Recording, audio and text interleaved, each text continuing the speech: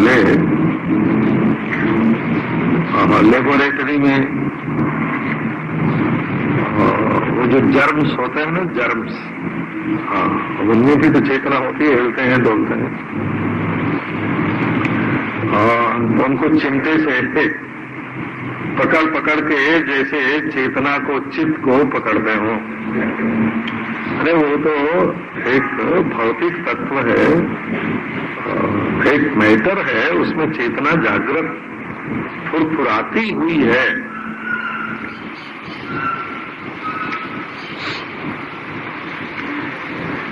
एक दिन हरि बाबा जी की सभा जुड़ी तो बहुत मजाक करते थे, तो लोगों से पूछने लगे कि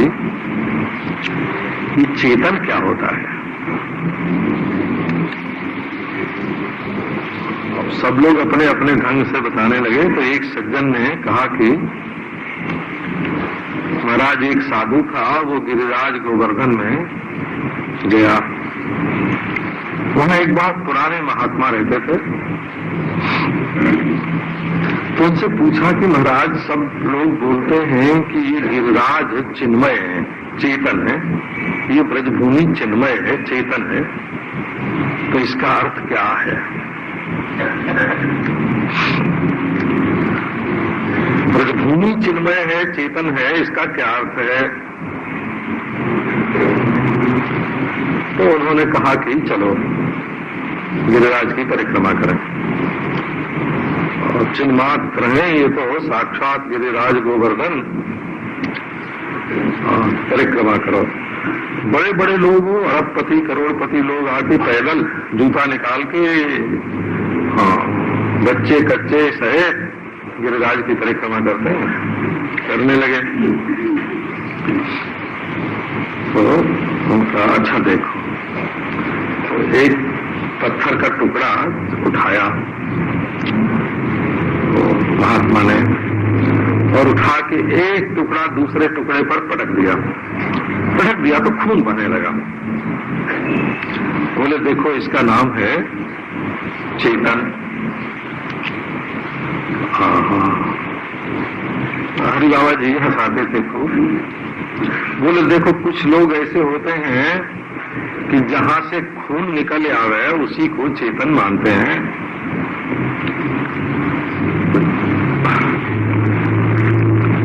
फिर आगे बढ़े महात्मा जी। एक जगह से राधे राधे राधे राधे आवाज आ रही थी। उन्होंने अपने साथी से कहा कि ये आवाज कहां से आ रही है, जरा पता तो लगाओ। और वो पता लगावे तो वहीं से कहीं निकल रही थी। उसको नहीं मालूम पड़ा तो उन्होंने कहा अच्छा एक हड्डी उठा ले।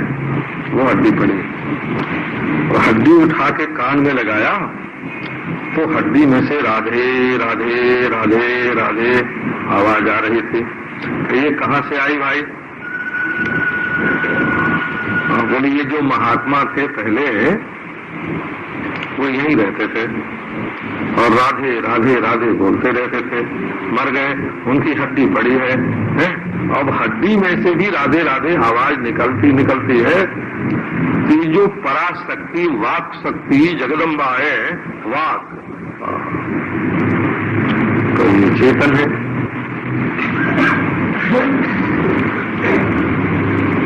तो वैज्ञानिकों ने बड़ा बड़ा अनुसंधान किया इसके लिए कि हम चेतन को पहचानें,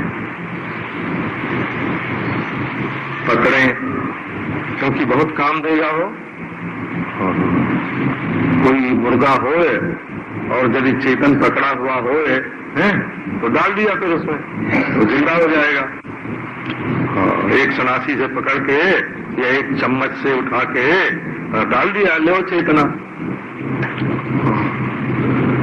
तो साइंस जानने वालों ने, साइंटिस्टों ने बहुत कोशिश की कि हम चेतना को पकड़ें, पर वो जब भी चेतना को पकड़ेंगे तो जड़ता के सहित ही पकड़ेंगे, क्योंकि पकड़ी जाएगी जड़ता। तो जड़ता रूढ़ जो चेतना होगी वही, जैसे हम एक बच्चे को उठा लेते हैं तो बच्चा तो हंसता है, खेलता है, बोलता है, चेतन है। परंतु उसके शरीर सहित हम उसको देख सकते हैं, बिना शरीर के तो बच्चे को नहीं देख सकते ना। इसलिए लेबोरेटरी में, प्रयोगशाला में साइंस के द्वारा जो पकड़ा जाएगा सो चेतन नहीं, वो पकड़ने वाली जो सांची होगी वो चेतन नहीं, वो जो पकड़ने वाला हाथ होगा वो चेतन नहीं। तो अंत में साइंसज्ञों ने इसका ये निर्णय किया कि जो सेंद्रिय हो उसका नाम चेतन, माने आंख वाला, कान वाला, नाक वाला, जीभ वाला, जो देखता है, सुनता है,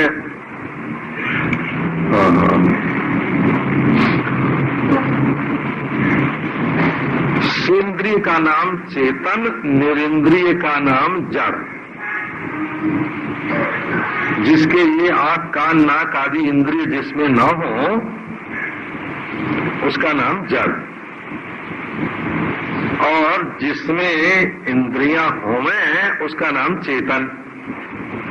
परंतु असल में ये जो चेतन है ये विज्ञान का विषय नहीं, ये दर्शन शास्त्र का विषय है। हो इसको साइंस से नहीं, चेतन का अनुभव यह के रूप में या वह के रूप में नहीं होता।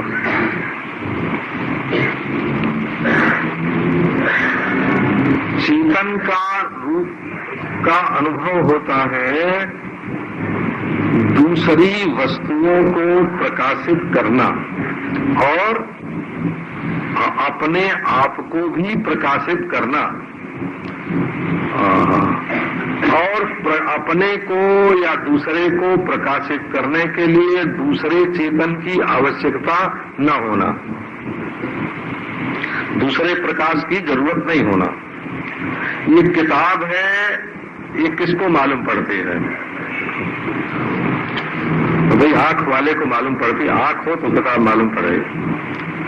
तो अच्छा आंख न हो तो आंख नहीं है ये किसको मालूम पड़ता है? तो आंख नहीं है ये अंतःकरण को मालूम पड़ता है। तो जो चेतन अंतःकरण में आंख का होना न होना जानता है और आंख के द्वारा किताब का होना न होना जानता है,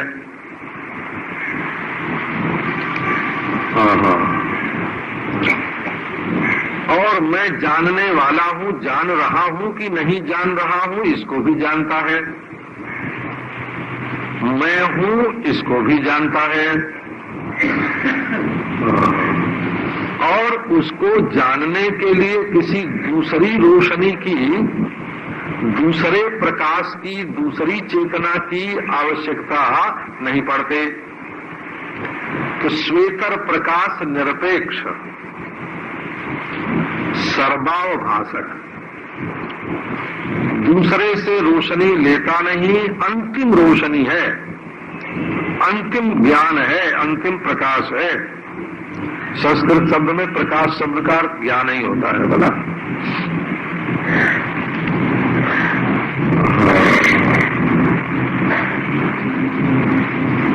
तो दूसरे को जाने, अपने को जाने, न जानने को भी जाने। अब जरा इसका थोड़ा सा और भेद आपको सुनाते हैं। 108 उपनिषदों में एक पैंगलोपनिषद है, वो पैंगलोपनिषद।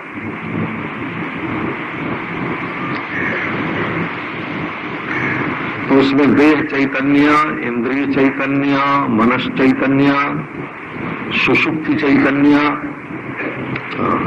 साक्षी चैतन्य,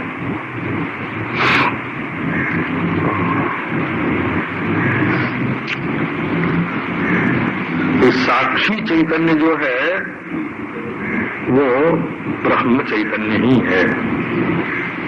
देह चैतन्य छू के पता लगाते हैं ना कि अभी है देह में जान है कि नहीं, ये चाम मुर्दा हो गया कि जिंदा है। डॉक्टर लोग वो नोचते हैं, वो हमारे तलवे को कभी नोचते हैं, कभी है जान है कि नहीं। देह चैतन्य, इंद्रिय चैतन्य, मनस चैतन्य, सुषुप्ति चैतन्य, साक्षी चैतन्य। एक आप देखो आदि चैतन्य। आदि चैतन्य क्या है कि जब आपकी नींद टूटती है तो वो होश में आ जाता है। और एक है अनादि चैतन्य। आदि चैतन्य दूसरी चीज है, अनादि चैतन्य दूसरी चीज है। आदि चैतन्य के विस्तार में ईश्वर है, हिरण्यगर्भ है, ब्रह्मा है, विष्णु है, महेश है, ये सब आदि चैतन्य का विस्तार है। और अनादि चैतन्य ब्रह्म है, बोला। ये साक्षी जो है वो अनादि चैतन्य ब्रह्म से अभिन्न है। तो ब्रह्म से अभिन्न है साक्षी, ये तो वैष्णव लोग बोलते हैं। और साक्षी से अभिन्न है ब्रह्म, ये वेदांती लोग बोलते हैं। साक्षी अपने को ब्रह्म जानता है, ये तो अनुभव है। और ब्रह्म अपने को साक्षी जानता है, ये कल्पना है।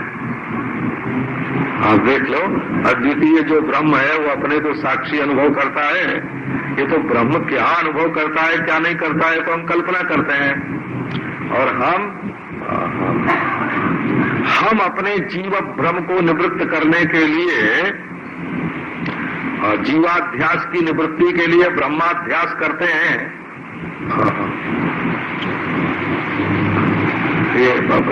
ये बात बच्चे कच्चे वेदांतियों की नहीं है। वो परोक्षत्वेन या अन्यत्वेन जो कल्पित ब्रह्म है उसको बुद्धियारूढ़ करके आत्मा भेदे न जानना,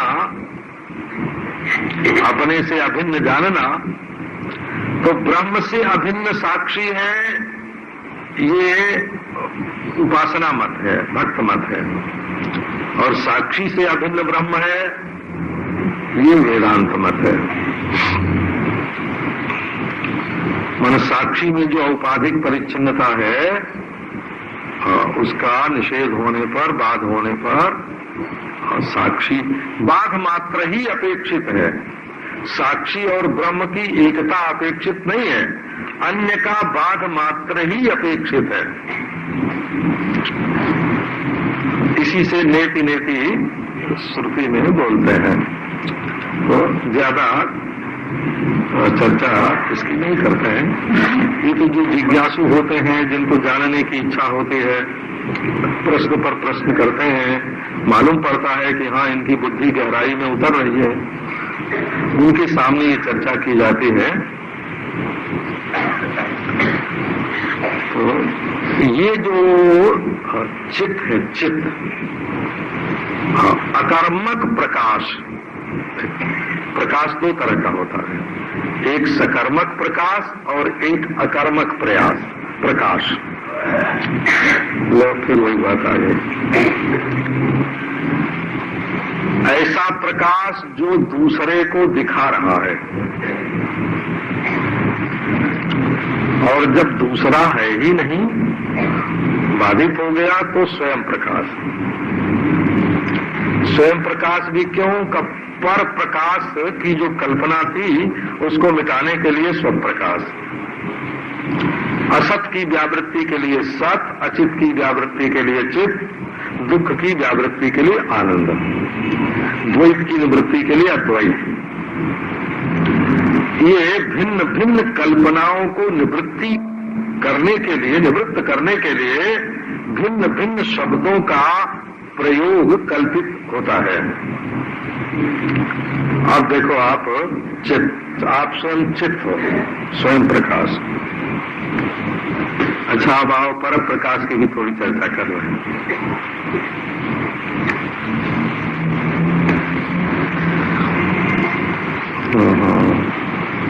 एक माता आई थी एक दिन कथा सुनने, तो घंटे भर बेचारी बैठी रही, बीच में तो उठी नहीं।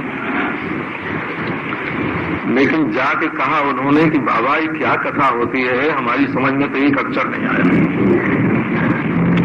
एक अक्षर नहीं आया है। और न धनुषधारी की कथा, न मुरली मनोहर की कथा, न त्रिशूल वाले डमरू वाले की कथा। शिवानंद जी महाराज हो, दिव्य जीवन संघ के जो थे,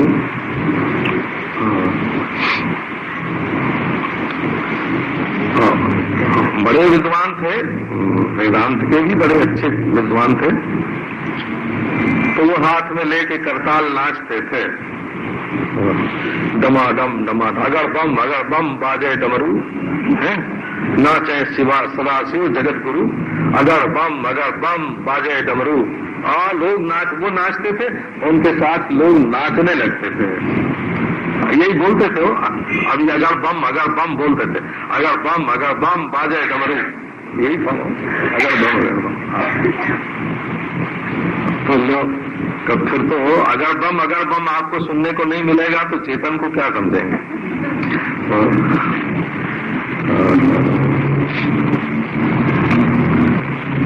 चेतन क्या है? आप देखो, आपको ये किताब देखना है तो किताब होनी चाहिए और रोशनी भी होनी चाहिए और आंख भी होनी चाहिए। तीनों चीज हो गए तब आप किताब को देख सकेंगे। किताब प्रकाशित कब होगी इसका ये मालूम कब पड़ेगी? तो जब किताब हो और रोशनी हो और आंख हो। अब देखो, दो चीज और चाहिए। किताब न हो और किताब मालूम पड़े तो मिथ्या किताब का भी प्रकाश होगा, और जानने वाला आंख वाला सावधान न हो तो गड़बड़ हो जाएगी सब। अच्छा, अब देखो, प्रत्यक्ष में भी किताब अलग दिखती है, घड़ी अलग दिखती है, फूल अलग दिखता है, एक ही आंख से। लाल, काला, पीला, हरा, उनके सबके नाम रखे हुए आंख से मालूम पड़ते हैं, पर आंख से आवाज नहीं सुनाई पड़ती है। आंख से कठोर कोमल नहीं मालूम पड़ता है, सुगंध दुर्गंध नहीं मालूम पड़ती है। तो सुगंध दुर्गंध मालूम करने के लिए नाक चाहिए, हवा भी चाहिए, बोला। कान से सुनने के लिए अवकाश भी चाहिए, कान भी चाहिए, आवाज भी चाहिए। इनको बोलते हैं वो प्रत्यक्ष। फिर प्रत्यक्ष के स्रोत होते हैं इनके। वेद में एक मंत्र है ना, पंचनद्यः सरस्वती अपीयन्ति सस्रोतसः, सरस्वती तो पंचधा सो देशे भवत्सरित। एक नदी है, वो हमारे हृदय में सरोवर है, वहां से ज्ञान की 5 नदियां निकलती हैं, 5 इंद्रियां ज्ञान की, और अपने स्रोत सहित, माने उनसे जो अलग अलग अलग, कान से अलग, कान का आंख की नदी अलग बहती है, आंख की नदी अलग बहती है, नाक की नदी अलग बहती है, जीभ की नदी अलग बहती है, त्वचा की नदी अलग बहती है। और फिर क्या होता है, इनके बहुत से झरने हो जाते हैं। तो आपको मालूम होगा, जैसे जीभ है तो जीभ में खटाई को ग्रहण करने वाला छेद, मिठाई को ग्रहण करने वाला छेद, नमक को ग्रहण करने वाला छेद, ये छिद्र है, वो झरने बहते हैं। और यही झरने बाहर से इन चीजों को ले जाकर भीतर डालते हैं, उनका नाम है सरस्वती। उनकी मूर्ति कैसी बनती है, मूर्ति रहस्य है वो।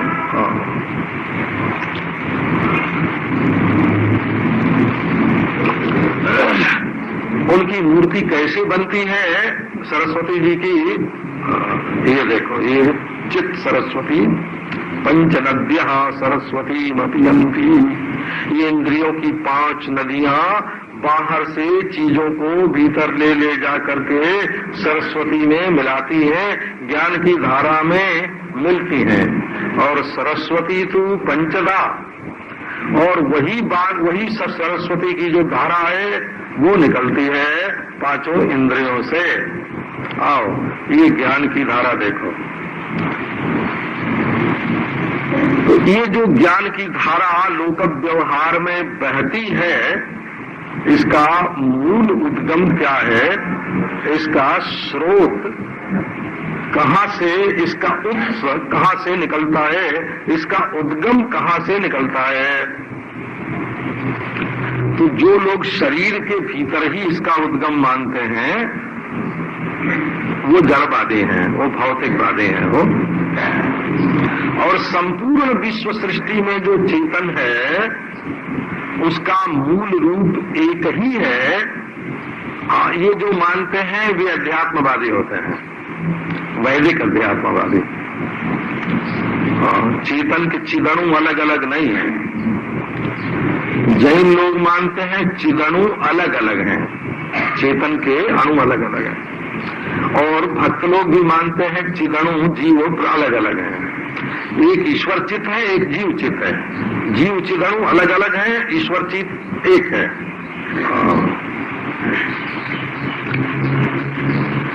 और बौद्ध लोग मानते हैं कि जीवाणु रूप जो चित्त है, चिदणु है, ये नष्ट हो जाता है। जैन लोग मानते हैं कि ये कभी नष्ट नहीं होता। वैष्णव लोग मानते हैं कि ये अपनी मूल धारा में मिल जाता है, आदि चैतन्य में मिल जाता है। वो आदि चैतन्य क्या है? कि ईश्वर है। अब देखो आप अपने को ढूंढो, अपने आप को ढूंढो। अक्षम अक्षम प्रति इति प्रत्यक्षम, जो हर इंद्रियों के सामने अलग अलग होता है उसको प्रत्यक्ष बोलते हैं। श्रोत्र प्रत्यक्ष, त्वाच प्रत्यक्ष, चाक्षुष प्रत्यक्ष, रासन प्रत्यक्ष, घ्राण प्रत्यक्ष, एक एक इंद्रियों के द्वारा प्रत्यक्ष अलग अलग होता है। और स्वर्ग जो है तो वो भी महाराज अलग अलग, जिसकी जैसी कल्पना, जैसा मन, वैसा स्वर्ग। तो हम लोग बाहर की वस्तुओं को इंद्रियों से अनुभव करते हैं, वो दृश्य है। और हमारी इंद्रियां दृष्टा हैं, और इंद्रियां दृश्य हैं और अंतःकरण दृष्टा है। और अंतःकरण दृश्य है और साक्षी दृष्टा है। परंतु अंतःकरण के अलग अलग होने से साक्षी अलग अलग नहीं होता।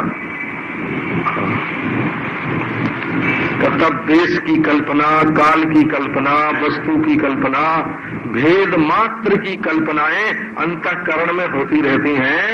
और साक्षी दृगेव न तो दृश्यते, वो दृग मात्र, केवल देखने वाला, केवल जानने वाला है।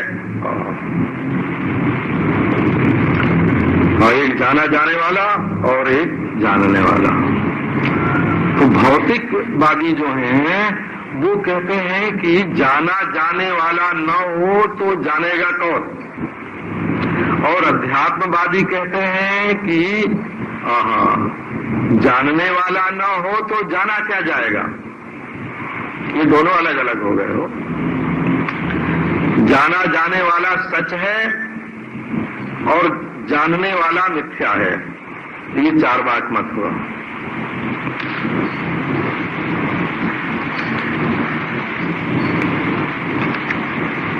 जानने वाला सच है, जाना जाने वाला पराधीन सत्ता का मिथ्या है। ये वेदांत मत हुआ।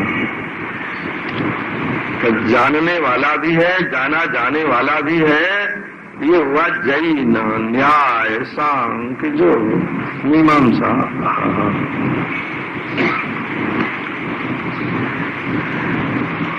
अब देखो, जानने वाला और जाना जाने वाला दोनों मिथ्या है, ये बौद्ध बोलते हैं।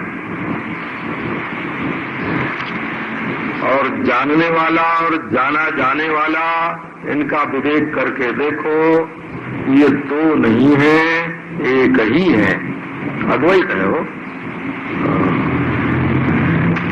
एक ही है। असल में नीलिमा और आकाश दो नहीं है, एक ही है। पर विवेक के लिए दृष्टा और दृश्य की कल्पना, चेतन और जड़ की कल्पना की जाती है, वो विवेक के लिए की जाती है। असल में ये जो चिद वस्तु है वो एकश्चिदक क्रिया, एको मुक्तश्चिदक क्रिया। मेरे प्यारे, तुम्हारे लिए कहीं बंधन नहीं है, तुमने अपने आप को बांधा है। बांधने पर भी बंधे नहीं हो, बंधा हुआ मान लिया है। मानी मानी बंधन में आयो, मान के बंधन में आए हो। बोले महाराज हमारे पाप, हमारे पुण्य, हमारे कर्मों,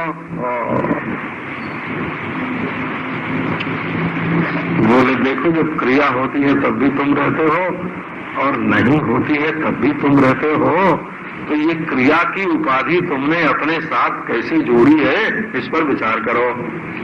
अब आओ एक आश्रम का काम कर ले। क्या है? लाओ भाई पुस्तक लाओ।